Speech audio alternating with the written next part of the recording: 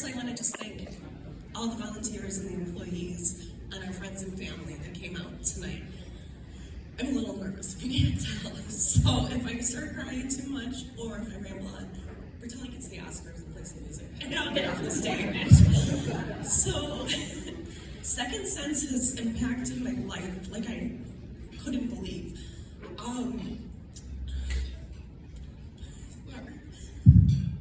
4 years ago, I was diagnosed with LHON, which is a very rare genetic disorder, primarily in boys 18 to 22. And at 37, I'm a girl up today, and I was diagnosed. And my good friend Maggie out there has the same disease, and she was also in her 30s when she was diagnosed. So, not gonna lie, the first time I went to Second Sense, I still had vision in my left eye. And they told me of all the different opportunities I could have with, when I say working with them, they worked with me. I walked out of there thinking, I don't need phone training. I know how to use a computer.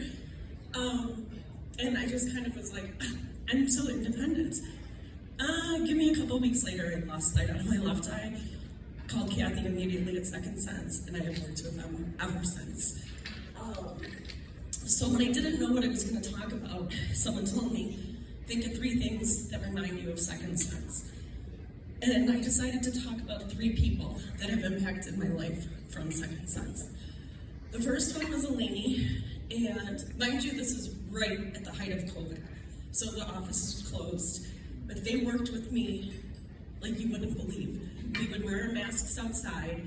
She taught me how to use my cane because I didn't know there were different sizes, and my husband just ordered whatever one on Amazon. And I'm not 6 feet tall, so I almost was gonna need a hip replacement the way that I was walking. My mom would say, why are you walking like that? So Eleni taught me, also we would go to different downtown areas in the suburbs, and she would give me an address. I was never good with addresses. I would be like, why are you doing this? But she made me feel like I could do whatever I wanted to do. We did cane training. We just would go to a train station and how to walk across the tracks and have the confidence. So one day we went to a store called 5 and Below. Never once went there. But we both bought those noodles for the pools or styrofoam, and everything was 5 and Below.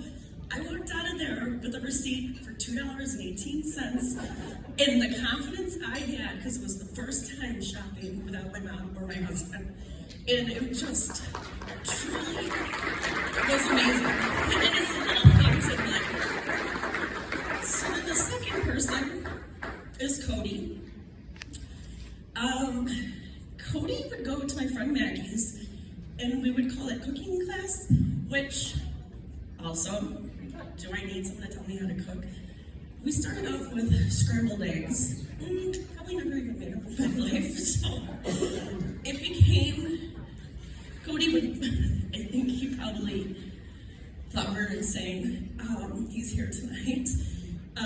But Maggie and I became great friends. We didn't know each other before we were blind, and it was also a bonding experience. Cody taught us little things from how to cut, use a knife. I still have all my fingers. How to use a measuring cup. Things that we always took for granted. And Taurus would come with him and his guide dog, which I think I stepped on him like 10 times one day. But they were just so cool, and it was this opportunity for us, for Maggie and I, to kind of have a normal afternoon. So I thank Cody and Taurus for that. And then, last but not least, this guy called me, this gentleman, and said, I think you need training in your phone, I heard. And he had a very happy attitude. I'm like, oh, jeez. I know how to use a phone. He had an iPhone for 15 years. Well, as my eyes went further and further decline, password or know how to check my voicemail, which never once did I think about these things, all taken for granted. So we started with phone school. The first couple weeks or months, I did want to hang up on him halfway through because he was kind of irritating me. And he is a volunteer, mind you. When the office was closed, we had a Tuesday appointment every Tuesday, and whoever would say good morning first, the other one would respond, Vietnam! And I don't know if that's just something we did.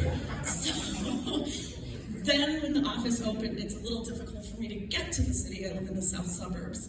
So it's like $100 Uber, or it just was a little difficult. So last November, we made arrangements that I was going to take an Uber downtown, and we were going to work for the first time one-on-one. And let me say, we had been working for over 3 years. When I say working, we do chit-chat a bit. And his wife will overhear our conversation and say, when are you going to get to work? We always get there. Maybe that's why we've been doing phone lessons for 3 years. But first time that I made it back down after COVID, I was a nervous wreck, of course. And it was the first day that it was kind of snowy and raining in the city, so I was overwhelmed. And I'm walking down the hall, and this gentleman comes towards me, and I say, do you know where Second Sense is? And he said, Nicole. And I said, Marvin. And it was my Marv that I had talked to every week. And when he went back to the office, he would take my lesson on Mondays on his own time. And what more can I say about that guy? The guy that I wanted to hang up on when I would get frustrated. And he now can tell me that I'm stubborn.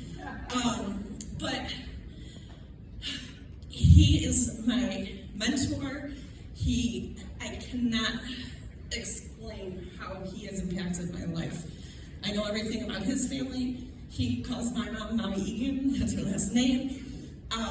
Without him and everybody in Second Sense, there's never been a time that I can't call and ask somebody a question. Everyone gets back to me.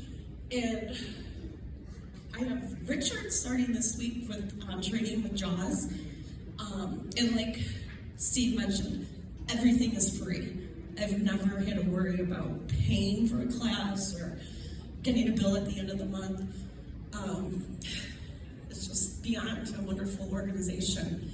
And I also want to thank my husband for being wonderful in dealing with this whole process. No, I'm going to ask now. He's become the eyes of our relationship. My clothing stylist, is this navy or is this black? But thank you, Jan, and my mom for being my chauffeur. But other than that, thank you guys so much, and donate. We need the money, and we need to pay the salaries.